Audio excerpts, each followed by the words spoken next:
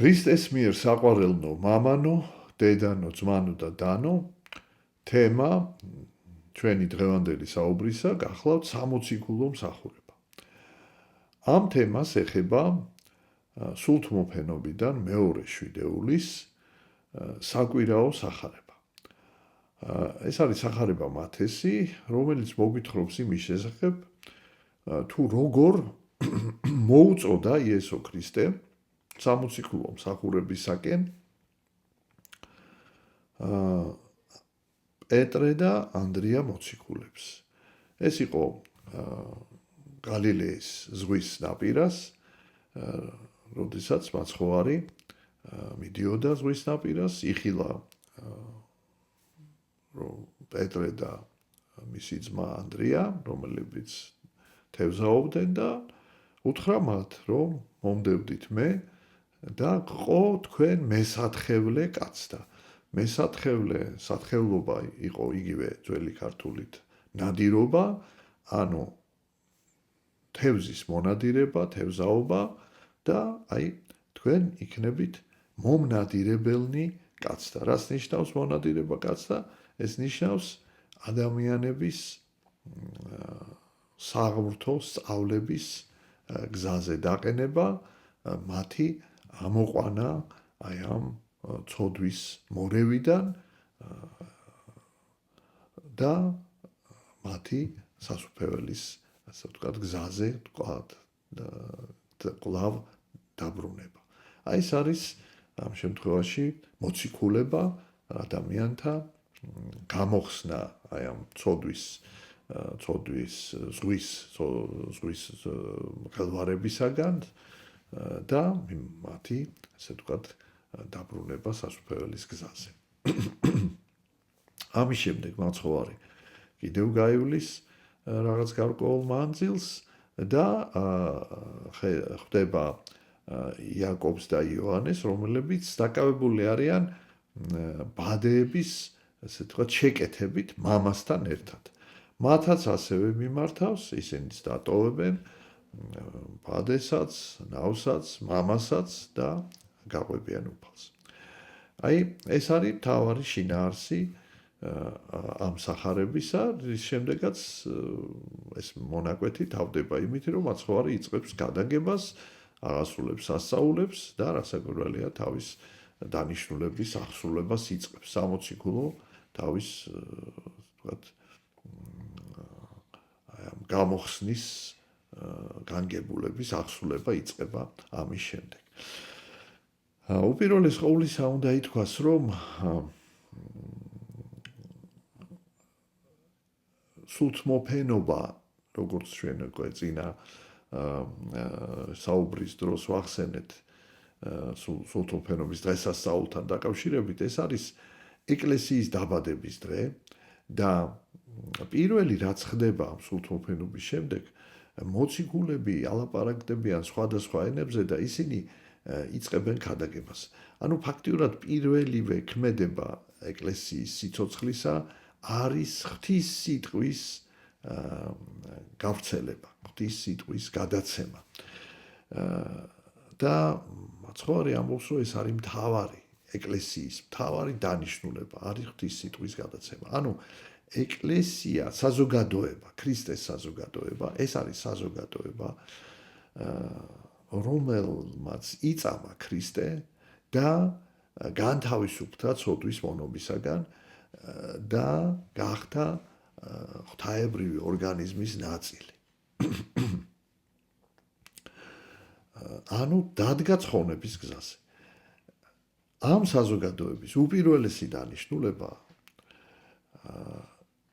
რასაკვირველია შეინარჩუნოს ეს მდგომარეობა, მაგრამ პარალელურად ამისა, რასაკვირველია თვითონ უნდა გააგრძელოს ეს გზა, ამის შემდეგ, რასაც საკუთარი სულის, ასე ვთქვათ, ცხონების გზაზე მტკიცეთ დგომა ქვია, ამის შემდეგ მან უნდა იზრუნოს იმ ადამიანებზე, ვისაც არ აქვთ ჭეშმარიტი სარწმუნოება, ანუ ვინც იღუპება.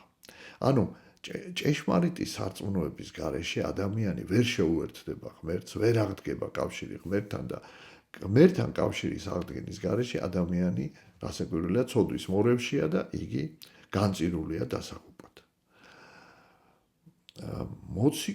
იოანე ოქროპირი ერთ-ერთ გადაგებაში ბრძანებს, რომ ქრისტიანი, რომელიც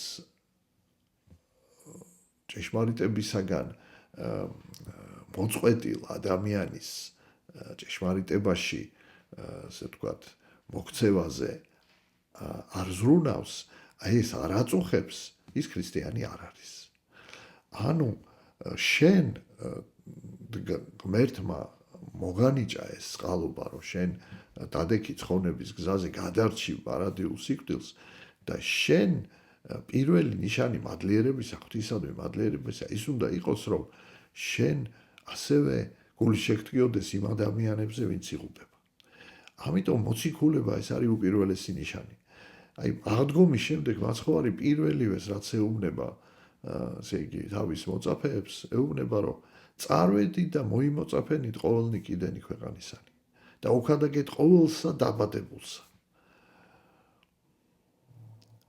აი ეს არის პირველი და მთავარი დავალება და შეიძლება ითქვას ფუნქცია ეკლესიისა. აი როდესაც ჩვენ ეკლესიის ნიშნებს ვაყალიბებთ და მოცემულია ეს სარწმუნოების სიმბოლოში, იქ წერია რწამს ერთი წმინდა კათოლიკე და სამოციქულო ეკლესია. ხშირად იტყვიან, რომ ეს ნიშნავს, რომ ეკლესია სამოციქულთა დაარსებულია. რაც საკვირველია, ფაქტიურად ეკლესიის მთავარი საყრდენი მოციქულები არიან, მაგრამ მთავარი ის კი არ არის, რომ მოციქულებმა დააარსეს.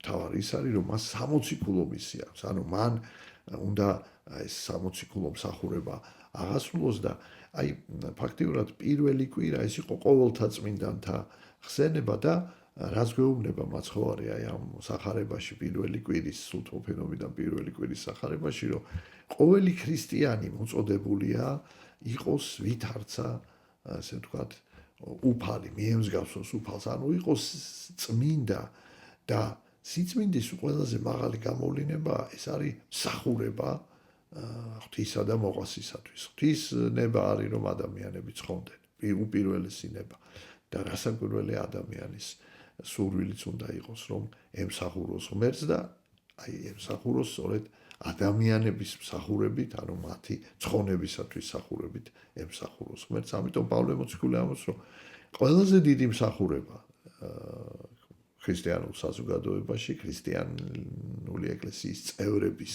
მსახურებებს შორის არის რასაკვირველია სამოციქულო მსახურება და თავად ესე იგი როგორც ვთქვით, პირველი კვირა ეს არის მოწოდება სრულყოფილი ცხოვრების წესისაკენ, წმინდა ცხოვრების წესისაკენ და როგორც უკვე აღნიშნეთ, ყველაზე მაღალი გამოვლინება აი ამ სიწმინდის, აი ამ სრული, ასე ვთქვათ, ღვთის ნებისადმი მორჩილების გამოხატულება არის მოციქულება. და ესე იგი როგორც აი ამ წინა კვირის სახარებაში ირქვათ, რაშია ეს მოციქულობის აი საფუძველი, რაზე დგას მოციქულობა? სრული მინდობა ღმერთის ნებაზე, ანუ სრული უარყოფა საკუთარი ნებისა. რომელმან არა უარყოს თავითვისი და შემომიდგეს, მე იგი არა არც შემდაკირს. აი ამის აღსრულება ერთია, რომ ეკლესიის წევრისთვის ყველასთვის სავალდებულოა ეს, მაგრამ ყველა ერთნაირად ამას ვერ აღასრულებს. და ვინც ამას აღასრულებს, ყველაზე მაღალი, ასე ვთქვათ, ხარისხი ამ ღვთისნების, საკუთარი ნების უარყოფისა და ღვთისნების სრული, ასე ვთქვათ, აღსრულების არის სწორედ მოციქულება და აი ამ სახარებაში, სწორედ სულთმოფენობიდან მეორე შვიდეულის კვირადღის სახარებაში, სწორედ ეს არის ნათქვამი, რომ როგორც კი მაცხოვარი მოუწოდებს, მოციქულები მაშინვე ტოვებენ ყველაფერს და მიყვებიან მას. ანუ სრული უარყოფა საკუთარი თავის. აი ეს არის მოციქულება და ეს არის სამოციქულო სამსახური და აქ უნდა ითქვას ერთი რამ, რომ თავად ეს სულთმოფენობის შემდგომ დაწყებული მარხვა ეწოდება 60 ქულო მარხვა. მარხვა მთავრდება ესე იგი პეტრეს თავთა მოციქულთა პეტრესა და პავლეს დღესასწაულით 12 ივლისს და 13 ივლისი არის 12 მოციქულის დღესასწაული. ანუ ფაქტიურად მოციქულთა დღესასწაულების აღნიშვნით თავდება ეს მარხვა და მიზანი რა არის? კიდევ ერთხელ ეკლესია გვახსენებს, რომ უმთავრესი დანიშნულება ყველა ეკლესიის წევრის არის მოციქულობა. მიუხედავად იმისა, თუ ვინ რა ხარისხში ამას ასრულებს. აი, უმაღლესი ხარისხი არის, როდესაც ადამიანი სრულად უარყოფს თავის ნებას და მთლიანად ღმერთის სამსახურში დგება და ის ფაქტიურად უკვე შეიძლება ითქვას, რომ ის რაც არ უნდა აკეთოს მან, ის არის იარაღი ღვთის ხელში და იგი სამოციქულო მისიას აღასრულებს. ნუ, რაც შეეხება სხვა მსახურებებს, ესენიც ყველა საბოლოო ჯამში ადამიანთა სულის ცხონებას, ადამიანთა ჭეშმარიტების გზაზე დადგომას ემსახურება, მაგრამ სხვადასხვა ხარისხში ვის როგორი ძალა გააჩნია ამის მიხედვით, მაგრამ ყოველი მართლმადიდებელი ქრისტიანი განვრჩევლად იმისა სასულიერო პირია იგი თუ საერო მოწოდებულია მოციქულებისათვის. ანუ ყველას უნდა ფიქრობდეს იმაზე, რომ თავის სიტყვით, თავის საქმით მოყვასისთვის ყველაზე დიდი რაც მას შეუძლია რომ გააკეთოს, ეს არის რომ მოყვას აი ცხონების გზაზე დადგომაში, ამტკიცებაში შეეწიოს. იოანე ოქროპირი ბრძანებს, რომ ყველაზე დიდი მოწყალებაო, ესე ყველაზე დიდი ქადაგება მოწყალება არის, ანუ როცა შენ ადამიანს საქმით აჩვენებს სიკეთეს, შენ უკვე მას განამტკიცებ სწორედ სიკეთის სადმირწმენაში და ესეც ქადაგება და ყველაზე დიდი მოწყალება კიდე ქადაგება არის, რატო? იმიტომ რომ შენ ადამიანს აძლევ თავარს, ესე იგი სულის ცხონების გზაზე აყენებ და ცხონების საშუალებას აძლევ. ბოლოს მინდა ვთქვა, რომ განსაკუთრებულია სამოციქულო მსახურება საქართველოს მართლმადიდებელი ეკლესიისათვის, რამე თუ ღვთის განგებით საქართველოს ეკლესიის ფარველად დადგენილია ყოვლადწმინდა ღვთისმშობელი. და ყოვლადწმინდა ღვთისმშობლის დაუჯდომელში არის ერთ-ერთი მუხლი ღვთისმშობლის ასე ვთქვათ მნიშვნელობის განმარტებელი მუხლი, რომელიც ასე ჟღერს. გიხაროდენ დაუდუმებელო პირო მოციქულთო. ანუ ღვთისმშობელი არის უპირატესი მოციქული და უპირატესი მოციქულის ფარველობის ქვეშ ყოფი მართლმადიდებელი ეკლესია და მისი წევრები რასაკვირველია ამ სამოციქულო მსახურებაში განსაკუთრებულ მისიას აღასრულებენ. ასე იყო ისტორიულად და არ არის სწორედ შემთხვევითი, რომ მთავარი ტაძარი საქართველოს ეკლესიისა, რომელიც უფლის კვართზე აშენდა სვეტი ცხოველი, აი იმ თავითვე ჩვენმა ეკლესიამ, საქართველოს მართლმადიდებელმა ეკლესიამ 12 მოციქულის სახელზე ააშენა.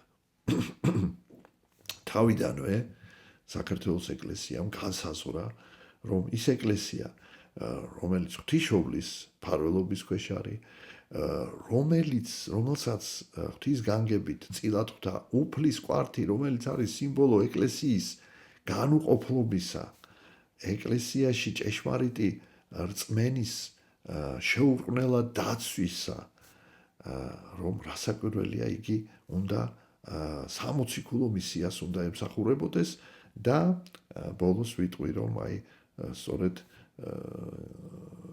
არის ესეთი წინასწარმეტყველება, რომ ივერია გაბწყინდება უკანასკნელ ჟამს და ეს წინასწარმეტყველება სხვადასხვა ასე ვთქვათ წყაროებში, სხვადასხვა დროს, სხვადასხვა სახით არის გამოთქმული, მაგრამ მთავარი ეს არის თავად იესო ქრისტეს სიტყვები, რომელსაც იგი ეუბნება ღვთისმშობელს, როდესაც ააგზავნის უბრალოდ ავალებს, რომ საქართველოში სამოციქულო მსახურებისთვის გამოაგზავნოს ანდრია პირველწოდებული და თან გამოატანოს ხატი, რომელიც პირსა მისსა ზედა დადებითა გამოისახოს, ანუ ხელთუქმნელი ხატი გამოატანოს და აი ამ ხატის შესახებ მაცხოვარი ეუბნება ღვთისმშობელს, ხატი იგი შენ წილ მკვიდრობდეს მცველად მათ და იგულისხმება ქართველი ხალხი უკუნისამდე ჟამთა. ესე იგი ღვთისმშობლის წილ, ანუ ღვთისმშობლის ნაცვლად ხილავად ღვთისმშობლის მადლი ამ ხატის სახით იქნება დამკვიდრებული, ესე იგი საქართველოში ჩვენი ერის მცველად და როდემდე ვიდრე მეორედ მოსვლამდე. რასაკვირველია დაცვაში ფიზიკური დაცვა ციგულისხმება, მაგრამ არა მარტო ფიზიკური. უპირველესად რასაკვირველია ფიზიკურ დაცვას ფასი არ აქვს თუ ადამიანი ცხონების გზაზე არ მედის. რა ფასი აქვს იმ სიცოცხლეს თუ იგი არ მიემართება ცხოვნებისაკენ და განწირულია დაუქვისათვის. რასაკვირველია დაიცავს მასში ჭეშმარიტ სარწმუნოებას უკუნისამდე ჟამთან ნიშნავს ვიდრე მეორედ მოსვლამდე, ვიდრე სამყაროს აღსასრულამდე. და ეს რას ნიშნავს, რომ მაშინ წინასწარმეტყველებია მაცხოვრის მიერ, მოციქულების მიერ იოანეს გამოცხადებაში, რომ